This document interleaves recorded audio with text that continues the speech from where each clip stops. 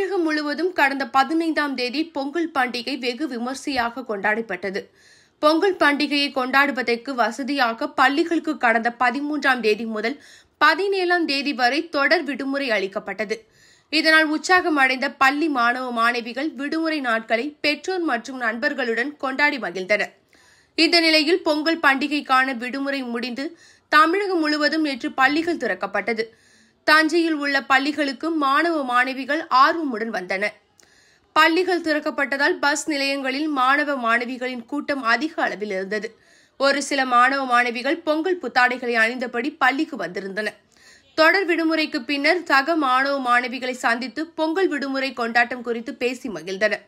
பின்னர் வழக்கம் போல பள்ளிகளில் வகுப்புகளும் நடத்தப்பட்டன. இதில் ஆசிரியர்கள் நடத்திய பாடங்களை மாணவ மாணவிகள் ஆர்வமாக கவனித்து குறிப்புகளும் எடுத்துக் கொண்டனர்.